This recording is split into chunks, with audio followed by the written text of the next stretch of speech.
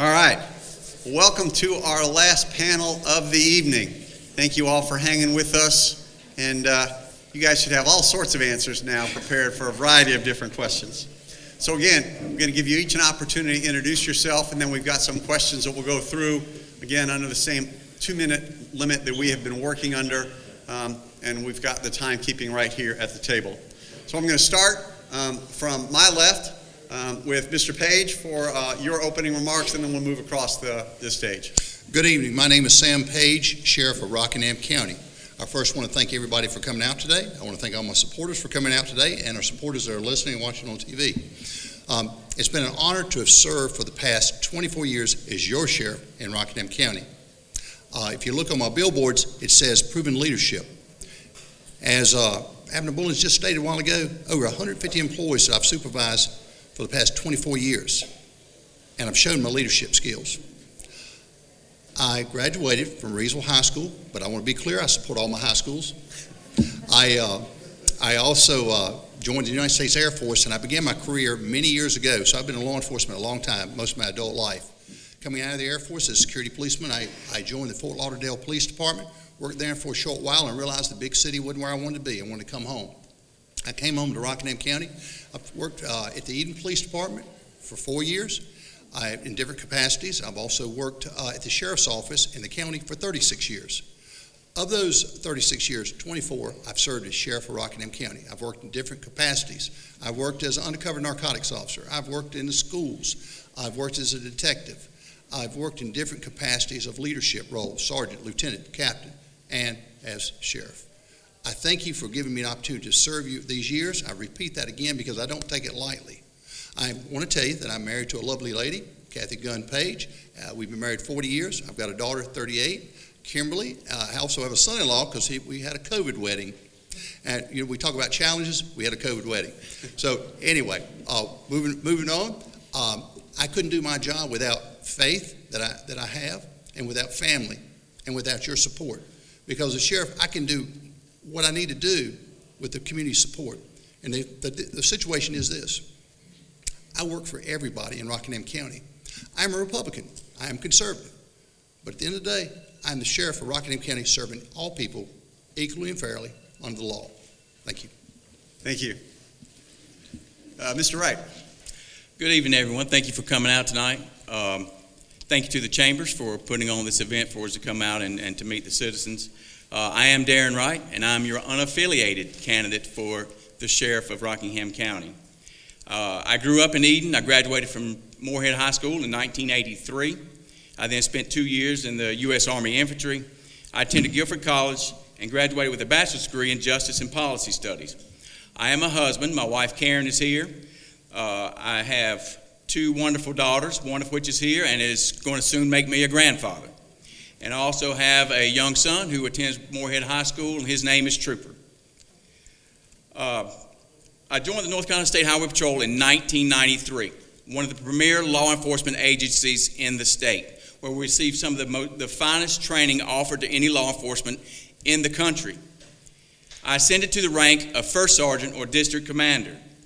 My last command was over a 9-county district, which was the motor carrier section.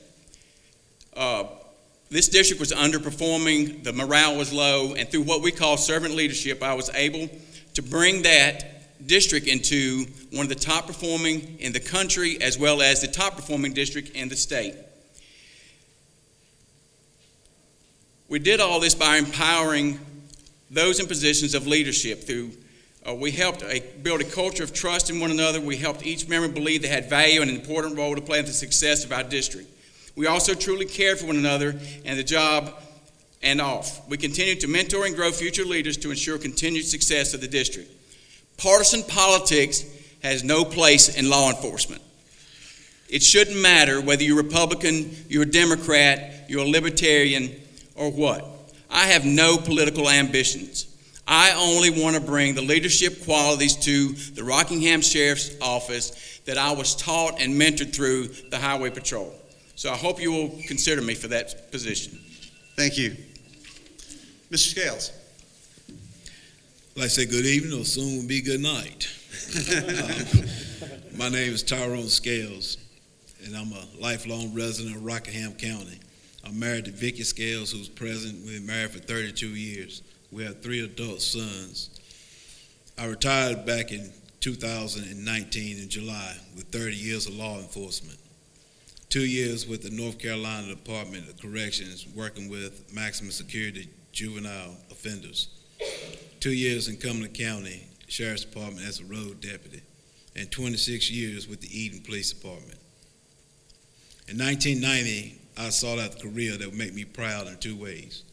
1, being in law enforcement. 2, serving the people in which my family and I live. I knew I couldn't empower others unless I empowered myself. That's why I chose law enforcement, because I want to be the change that people saw me as while I was out serving, protecting the citizens. In 1991, I was working with the Department of Corrections. My superintendent came to me and told me that I was one of the youngest he ever hired, and he wanted to sponsor me through Police Academy, because he told me that the community needed me more out there than he needed me inside his institution. As I go throughout Rockingham County meeting and greeting people, I'm sharing with them 3 key issues that are pressing issues of Rockingham County. 1, we're losing our juveniles. 2, unity in our community. And 3, the opioids and heroin epidemic. As your next sheriff, you will get a man who will stand up with everybody who is right and no one who is wrong. Thank you. Thank you. I've got 3 questions, and so we're going to give you each the opportunity to lead off on that. We're going to start with you, Mr. Wright. If you are elected as sheriff, what would you implement in the first 120 days to address the growing opioid crisis in Rockingham County? First of all, the first thing I would do is I would swear in everyone that's currently a deputy. That would be the first thing I'd do. Then we'll go in and we'll evaluate the personnel that we have and see where we stand in that. I think we got to restructure the sheriff's office. We're still doing sheriff's office the way we used to do it in the 80s and the 90s. So we have to build a team. We have to build a community liaison section. We have to build a group of people that focus nothing but on the opioid crisis. I think what we do with that is we put the people that understand how to combat drugs, we put them over that section.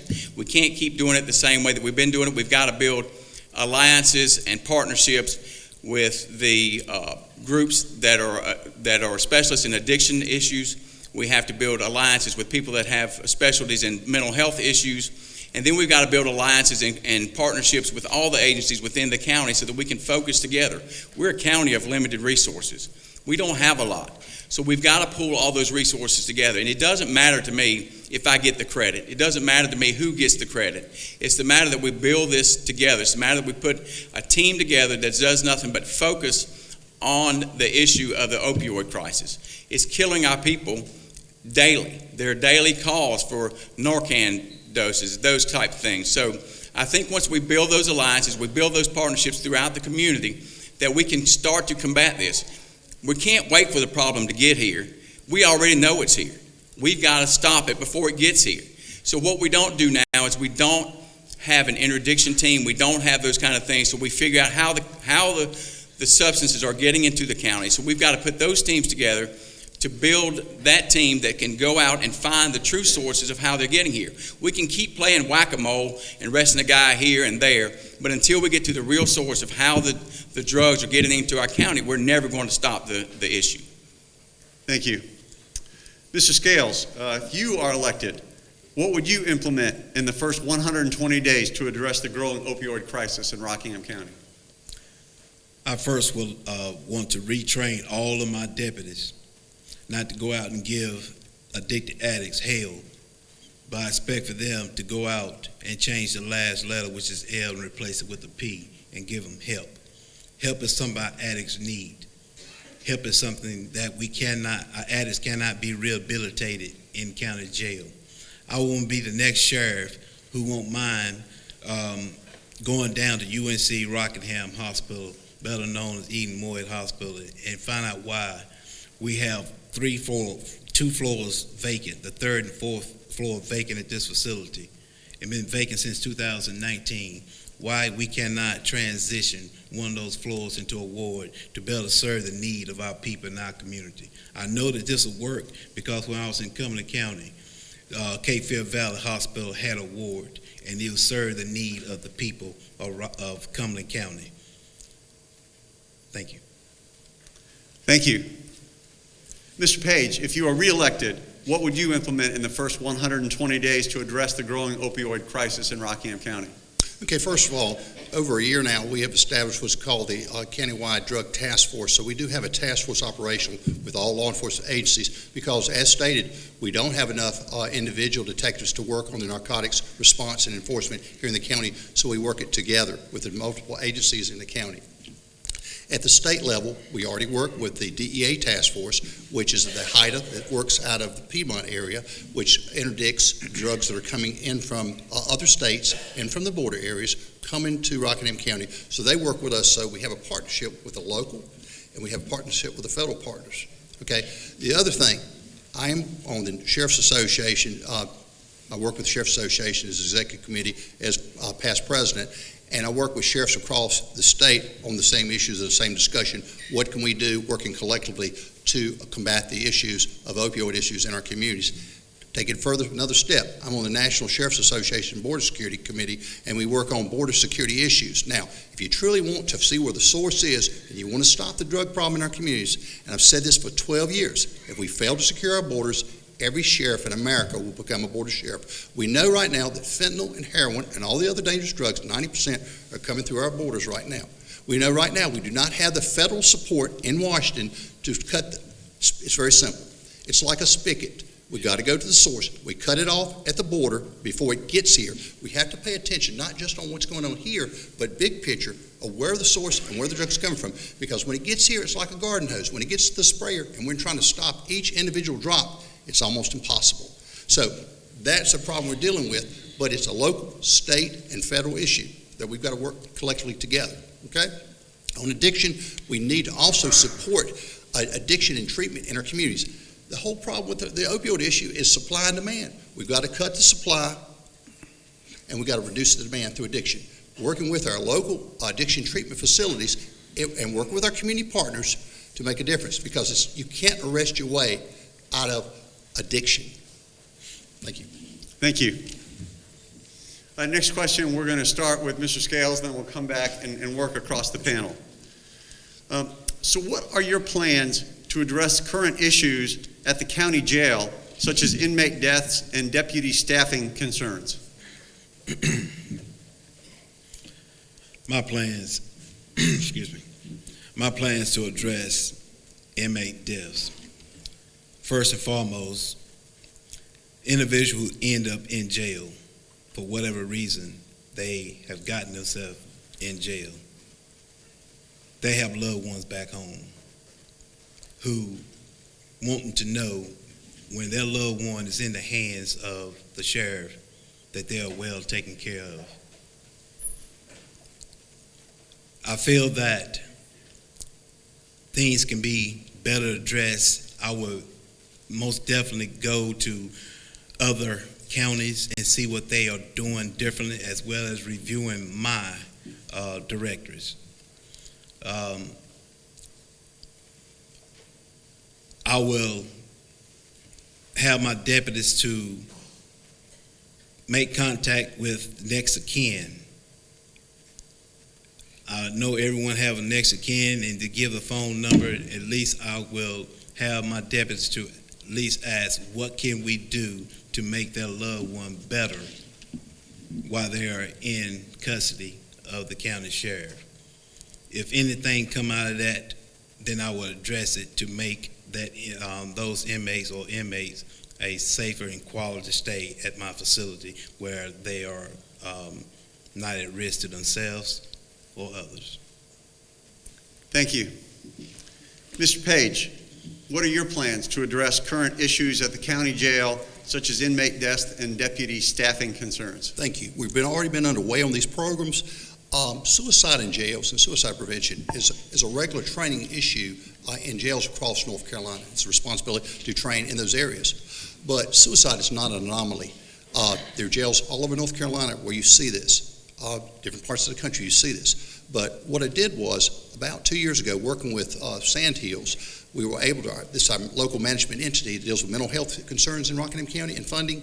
We were able to get a grant for 2 years to bring in 2 behavioral health persons, clinicians, to work with our inmates. So when we do the screening process for the medical side, we have Southern Health Partners, which is our medical screeners, who make sure those persons don't have any medical issues, or if they're dealing with addiction, working with those persons while they're in our facility. We also work with our inmates that have the medical assistant treatment before they come into our facility.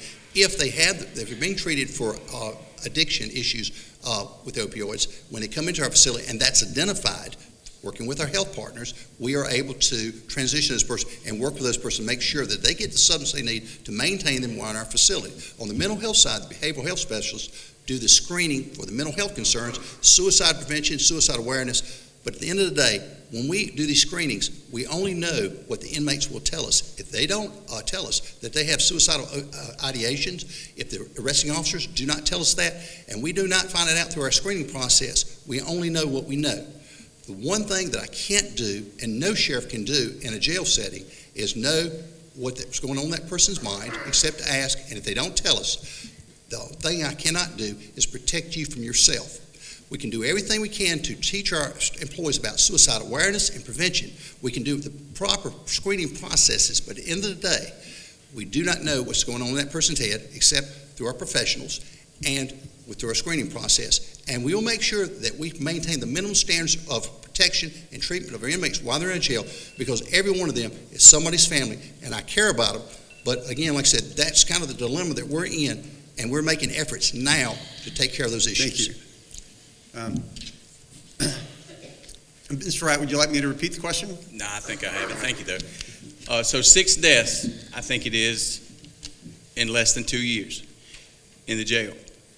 I think first you have to identify the real leader, someone that understands how to run a detention center. We can't promote people and put them in a position to fail. If I don't know anything about the detention center, I can't run the detention center. I can't be the one responsible for that. We have got to bring in someone who knows how to run a detention center. When we are, I think, approximately 10 to 14 staff short in the detention center means that not only are the inmates at risk, but also our jailers are at risk. There's not enough people there to do that. So we're going to have to find a way to come in and hire qualified people to run the detention center. We've got to lift salaries. We can't expect a man to come in there for $36,000, $38,000, or a woman $36,000, $38,000 a year and live in that environment and be a professional and make a career out of that. There's so many things that we've got to address before we can correct the problems at the detention center. And I think that always goes back to leadership. Leadership solves lots of issues, and you have to understand you're not the most important guy or the smartest guy in the room. You've just got to be able to pick out the smartest guy in the room. And by picking somebody that has absolutely no jail experience or anything else to lead a detention center is going to leave your personnel at risk and the inmates at risk. And on top of that, I think not just these behavioral specialists, but we need a full-time mental health professional available at the jail 24 hours a day. People that are going to commit suicide always give you an indication they're going to commit suicide. These jailers and these people that run the jail and law enforcement are not mental health professionals, and we can't identify those things, so we have to bring those folks in. Thank you.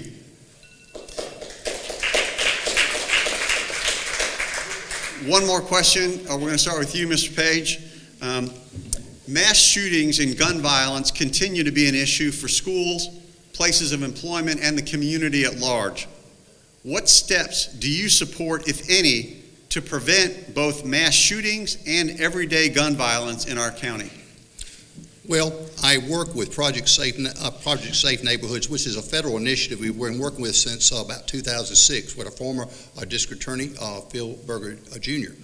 Helped us implement this. Working with our federal authorities and working with our local and state authorities, basically, we identify those persons that are violent offenders that are in our communities that may be on probation, that are getting ready to make that last step, we believe, and we need to call them in and explain to them that you can change what you're doing, or if you commit any other problems or any offenses in our community, we're going to put you away, and you're going away for a long time. So basically, we do a call-in program here, and that has helped.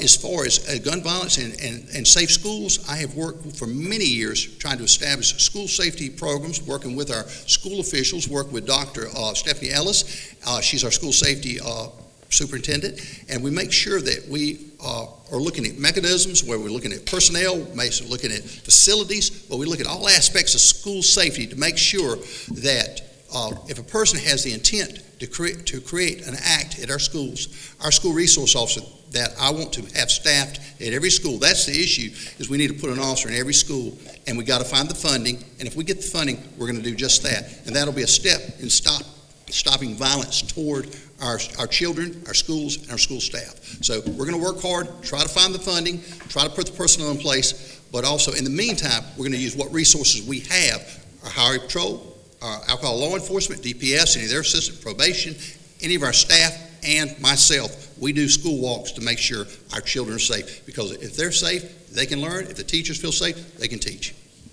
Thank you. Mr. Wright, mass shootings and gun violence continue to be an issue for schools, places of employment, and the community at large. What steps do you support, if any, to prevent both mass shootings and everyday gun violence in our county? For the mass shootings, just to tell you how concerned I've been about this, in about 1999, 2000, no, it was later than that. It was probably 2002. I went and presented a program or a suggestion to the school board back then about how we make our schools safer. They told me when I was walking out the door, I'll be back in touch with you. It's now 2022. No one's called me yet. So I believe that what we have to do, of course, we had to have more officers there. But how many people in this room, if you were given the opportunity to volunteer at your school to provide a safe place for your student, would not volunteer? If you wouldn't volunteer, raise your hand. I helped build a volunteer SRO staff at Community Baptist School where my son used to go. He's now at Moorhead. We did that through volunteer sworn law enforcement officers that were willing to give one day a week to do that. And we staffed that about 5 days a week. And then I think you've got to look at some different products for the teachers and those kind of things to go in and secure the doors and do different things like that. But you've got to involve the community in this. People love their children. They don't want them to be hurt or harmed at school. I know my son was terrified a couple of times because of things that were going on. So I think we have to reach out to our community. Look at the resources we have available to us. Quit asking the state for funding. Let's do something on our own. Let's do something as a community. How many law enforcement officers out there, how many military guys are out there that wouldn't stand guard every day at these schools? We don't have that many. We have 90,000 people plus in Rockingham County that will volunteer to take care of our schools. Let's do something different. Let's try something different. Let's put the community to work and keep these kids safe. Thank you. Mr. Scott, would you like me to repeat the question? Sure. Mass shootings and gun violence continue to be issues for schools, places of employment, and the community at large. What steps do you support, if any, to prevent both mass shootings and everyday gun violence in our county? Issues such as gun violence, that may occur in Madison, Stoneville, Reedsville, it affects the entire county. Therefore, Rockingham County has a mutual aid agreement, and it's my desire to utilize that. As the next sheriff, if I can come up with 5 deputies, go to Eden, Reedsville, and ask them to come up with 2, that's 9. Madison, Stoneville, and Medan each give 1, we're at 12. Each department would be responsible for that individual salary. These 12 men and women would go out and help combat some of these mass shootings and violence in our communities. I will also agree with disarming domestic abusers. I'm also in agreement to disarm involuntary commitments until their doctor deemed that it's necessary to issue their permit back to possess a weapon. What we can do about it is, I'm willing to work alongside with our school board leaders as well as our county commissioners to help. We got 22 schools, to my knowledge, in Rockingham County. I want to have a SRO officer in every school under my administration.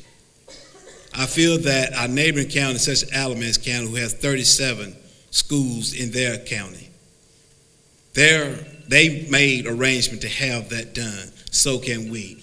Our children is worth the investment. Thank you. Thank you.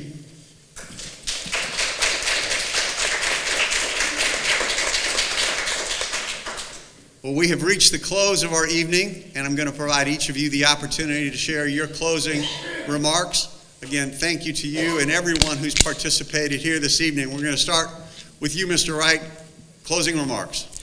Once again, thank you to everyone that came out. Thank you for coming out to learn about your candidates, to make an informed decision.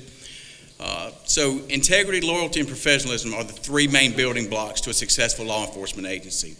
When I'm elected the sheriff, we plan to focus on several issues that are vital to creating professional agents that is rooted in integrity and loyalty. I believe the sheriff's office should be free of partisan politics. We need to be united and work together to reduce violent crime, stop the opioid overdose death crisis, and return Rockingham County to a safe place to live.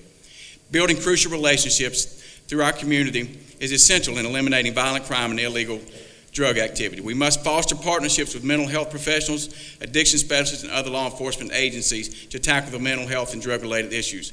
A professional and positive work environment is necessary to recruit and retain well-qualified personnel. This culture will be developed through utilizing servant leadership, where valuing people, having humility, listening to others, giving trust to others, along with caring for others, are the key components. There will be a goal to create a proactive approach rather than a reactive approach to decrease violent crime and drug activity. We will seek and gain national accreditation for the Sheriff's Office that will ensure professional standards throughout all of our policies and procedures. We will gain national accreditation for the Rockingham County Detention Center that will guarantee the safety of all the inmates and detention center staff. I want to leave you with a few stats from coming from 2020 to now. We're the leading county in death by overdose, the leading county in visits to the ER because of overdoses. We administered 1,213 doses of Narcan since that time. We are in the double digits on homicide. We've had 6 inmate deaths since 2020. We've had multiple resignations of deputies leaving Rockingham County citizens more vulnerable. We have had multiple resignations of detention centers leaving inmates and detention officers vulnerable. When I am elected sheriff, I promise you, I will work tirelessly for the citizens of Rockingham County. I will have no focus anywhere else other than Rockingham County and building this and growing this back into a place that's safe for all of us to live. Thank you, Mr. Thank Wright. you all.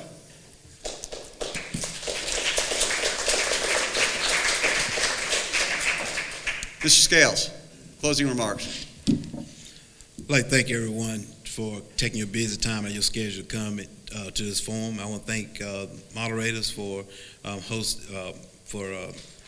governing this event. Yes, our borders is broken, and I'm for repairing our borders. However, we all in this room, we can board a jet and fly down to our borders, and when we get there, we can see the unwelcome activity that's coming across, but yet we can't do nothing about it but get on the plane and come back. We have holes in Rockingham County that we can fix. Holes such as our juvenile recidivism rate, holes such as unity in our community, and holes such as our opioids and heroin epidemic. As your next sheriff, I will work hard with you and hard for you to help bring respect back to your community and back to the office as sheriff. I believe in doing things right. Those who know me, I stand for what's right, and I don't side for anything that's wrong. You see, teachers, they shape the future, one child at a time. And as the next sheriff, I plan on shaping Rockingham County, one community at a time, and I hold myself accountable for the result. My name is Tyrone Scales, and I appreciate your vote come November the 8th as the next sheriff of Rockingham County. Thank you.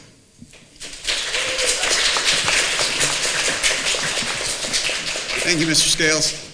Ms. Page. Yes, sir. One of the biggest problems we're seeing in our now and in the future is hiring and retention of officers. But I want to be clear because somebody missed the point, is that our commissioners have put us 7% above the market value right now. A lot of people do not leave just for pay, do not leave just for benefits, but some do. We're now in the market where we can try to keep some people. We continue to work with our people. Well, you know one thing I didn't do, and I'm going to do it right now.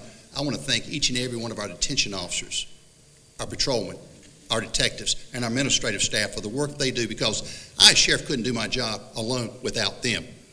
For the past 24 years, I've put a professional team together and continued, and we've had some that have retired, and we've grown people behind us. But I want you to remember this. As a sheriff, I serve everybody. I serve everybody.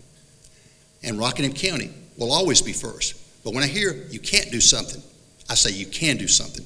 We can do things at the local level, because all politics are local. We can do things at the state level, and we can also do things at the federal level. We've got to be willing to do it. And that's why I'll go all the way from the courthouse to the state house to the White House if I need to make a difference. Thank you. Thank you. I got him right here. I found him in Texas.